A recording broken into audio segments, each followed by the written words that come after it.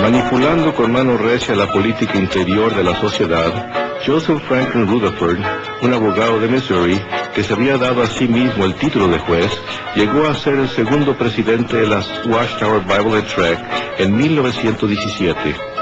En 1918, el discurso del juez Rutherford, "Millones que ahora viven no morirán jamás", inició un esfuerzo de reclutamiento mundial al que se le llamó la campaña de los millones.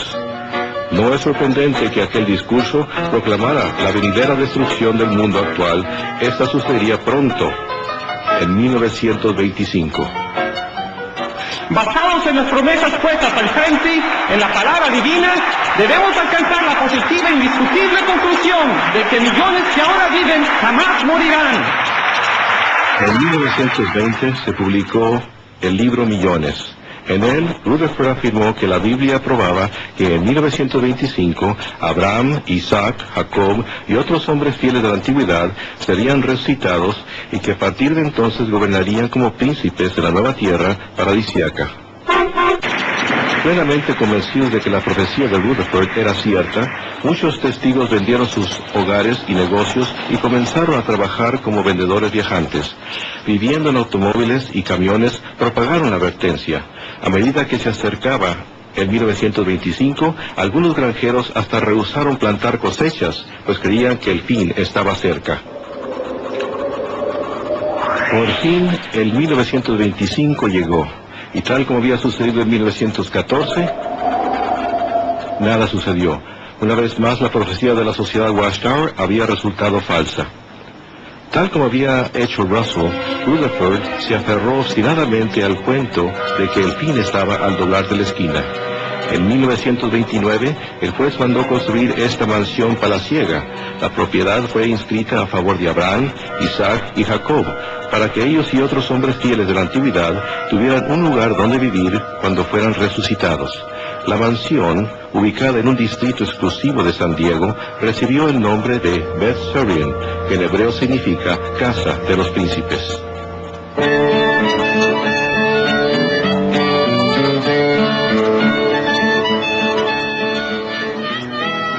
El mundo entró en la Gran Depresión, pero Rutherford vivió como un millonario, pasando los meses invernales en Beth Surian y los veranos en Europa. Mientras los norteamericanos sufrían de pobreza y privaciones, Rutherford disfrutaba del uso de 2 Cadillacs de 16 cilindros.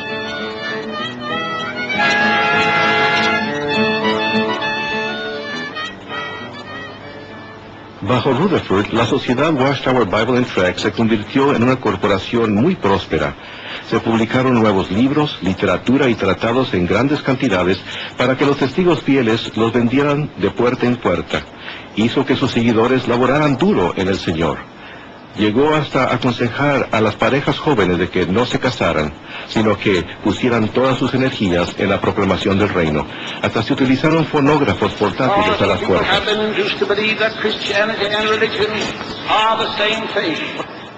Por todo el mundo los testigos celosos desfilaron frente a las iglesias los domingos por la mañana, llevando los cartelones con letreros que decían: "La religión es un lazo y un fraude".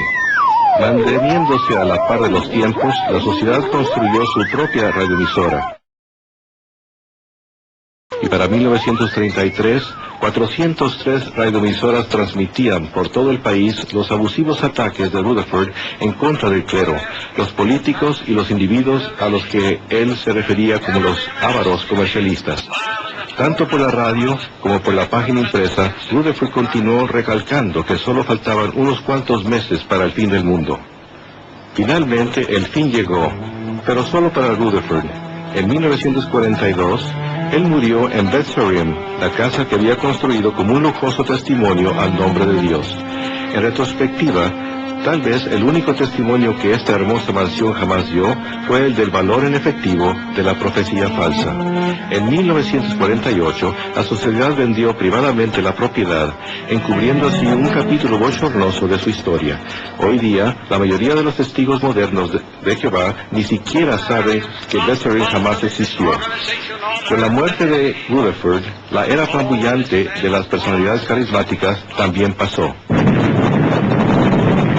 Hoy, usando como incentivo las inquietudes de la era nuclear, La sociedad Watchtower es una gigante corporación multinacional que propaga su nuevo mensaje de desolación en todo rincón del globo terráqueo. Un concilio autocrático de gobierno ocupa una posición intermediaria entre Dios y los millones de testigos de Jehová. Se le conoce como el cuerpo gobernante. Debido a que los testigos de Jehová creen que este grupo predilecto es el único conducto por medio de la cual se dirige la palabra de Dios a la humanidad, estos hombres gobiernan con la autoridad indisputable. Cada testigo está sujeto a su dictadura desde la cuna hasta la tumba. Raymond Franz, autor del libro Crisis de Conciencia, fue miembro del cuerpo gobernante de la sociedad Watchtower por 9 de los 60 años que pasó como testigo de Jehová. Su relato de las sesiones secretas del cuerpo gobernante es revelador. Tengo que decir que fue una de las experiencias más desilusionadoras de mi vida. Fue un rudo despertar el ver lo que de veras sucede en esas reuniones. Yo me había imaginado al cuerpo gobernante como un grupo de hombres para quienes la Biblia, la palabra de Dios, era la fuerza que controlaba todas sus decisiones, que verdaderamente investigaba a fondo las Escrituras para asegurarse de que todo lo que hacía estaba sólidamente basado en la Biblia. Y cuando entré en el cuerpo gobernante, hallé que muy raras veces se recurría a la Biblia, que muy raras veces la usaban, que en su mayor parte las reuniones consistían en discutir las normas de organización y la manera de aplicar esas normas. Y vez tras vez hallé que cuando surgían cuestiones, aún en los casos en los que se presentaban escrituras, si había una norma organizacional, esa norma tomaba precedencia sobre la escritura.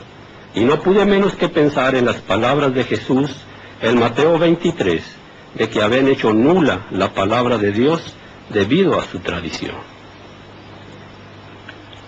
Aunque la organización tal vez no siempre consulta la Escritura para determinar sus normas, nunca vacila en citar la Escritura como prueba de su autoridad. La sociedad Watchtower afirma que ella es el siervo fiel y prudente, o como los testigos de Jehová lo han traducido, el esclavo fiel y discreto mencionado en Mateo 24.